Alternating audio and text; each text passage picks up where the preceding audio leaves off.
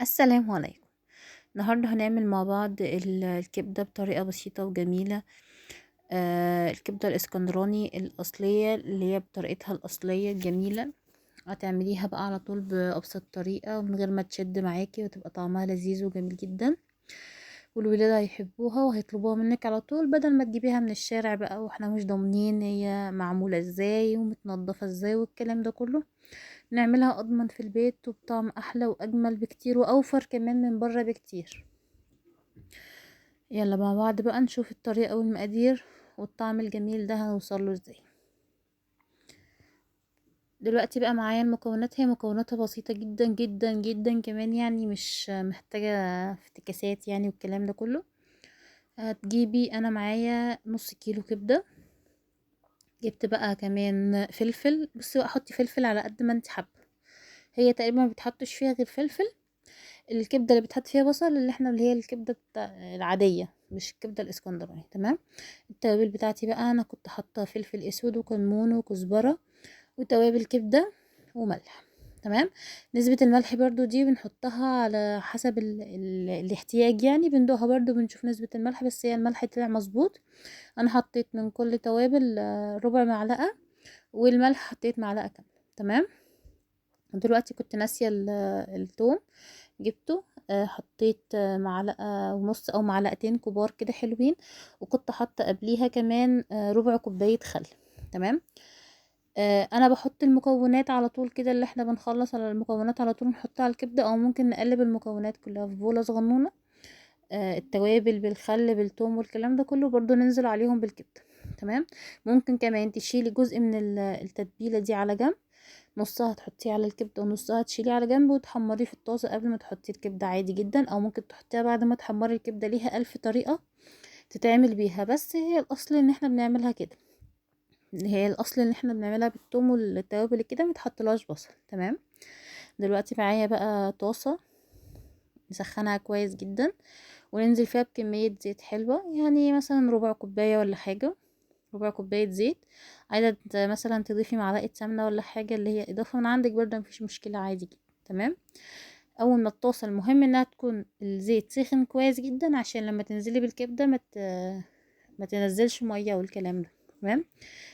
نزلت بس قطعة صغنونة عشان اختبر الزيت، بعد كده هنزل بقى بالكبدة بتاعتي، طبعا زي ما قلنا على حرارة عالية جدا. تمام. فهنزل بقى واحاول ان انا اوزع الكبده في كل انحاء الطاسه كده، عشان ما تتكتلش في بعضها كده. ولما تيجي تحط الكبده ما تقلبيش الا لما تاخد تشميعه من تحت كده، عشان اللي هي تبقى كويسه يعني. تمام. انا وزعت كده الكميه كلها.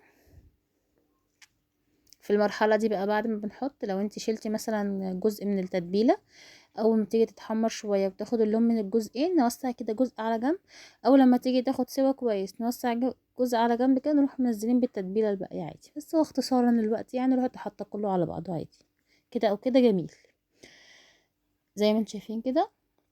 ما بنقلبش فيها خالص الا لما بتاخد لون كويس جدا، يعني انا ما حطيتش ايدي فيها خالص في الاول. لما خدت لون كويس جدا، بدأت بقى ان انا اتدخل بايدي واقلب من كل ناحية عشان تستوي بقى كلها على بعضها. هي بتاخدش وقت خالص، هي مش مكمل 10 دقايق على البوتاجاز وانتي واقفة، وهتكوني انتي عملتي احلى غدوة.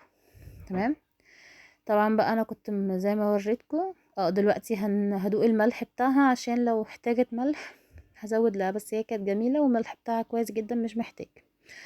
دلوقتي بقى هنزل بالفلفل بتاعي، انا كنت مقطعه فلفل حامي اللي انا نزلت بيه دلوقتي، وفلفل بارد، حابه تنزلي بفلفل بارد بس برضو تمام مفيش مشكله.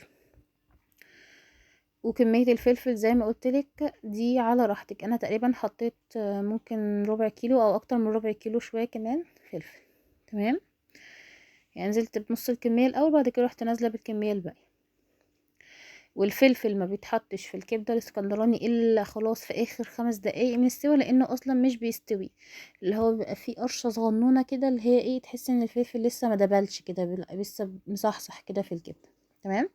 فهنقلبه كويس جدا دلوقتي مع الكبده، مش هنقلب كتير عشان الكبده ما تنشفش معاكي، يعني متقلبيش الكبده كتير عشان ما تشدش معاكي وتنشف كده وتعض. تمام. انا بس هرش رشه ملح كده على الفلفل، عشان ما يبقاش اللي هو الكبده متملحه تمام. قلبت بقى كويس جدا.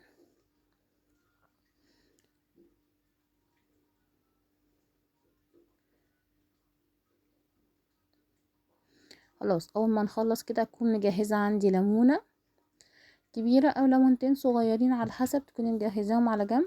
اول ما خلاص هتطفي على الكبدة هتروحي عصرة الليمونة دي على جنب، او عصرة الليمونة مثلا في اي حاجة، او عصرها على الكبدة على طول. اول ما تطفي النار على طول تروحي عصرة الليمونة دي بقى بتدي طعم جميل جدا، وبتبقى مززة كده وحلوة وجميلة. هي الليمونة كانت بعافية معايا شوية بس مش مشكلة عادي، لو عندك ليمونة كبيرة شوية يبقى افضل واحسن كمان. تمام. خلصنا بقى كل حاجة احنا عملناها وقفلنا النار وظبطنا الدنيا. جهزي بقى السندوتشات بتاعتك بقى يا ست الكل. بلدي بقى فينو اي حاجة انت تحبيها، ممكن كمان تعملي الاكلة دي وتعملي جنبها مكرونة كمان، بتبقى حلوة جدا وبتسد كمان ومشبعة وبتأكل كتير كمان يعني ما شاء الله، وبتشبع زي ما انتوا شايفين كده ما شاء الله. طعمها بجد جميل جدا، مش محتاجة وقت، وزي ما انتوا شايفين مش بتشد، بتتقطع بسهولة.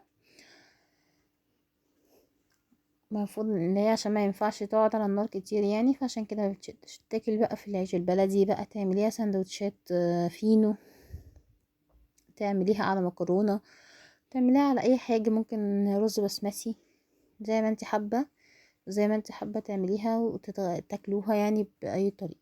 لو عجبكم الفيديو بقى متنسوش الاشتراك في القناة وتسيبولي تعليق حلو جميل وزيكم، وتقولولي حابين نعمل ايه تاني. والسلام عليكم ورحمة الله وبركاته.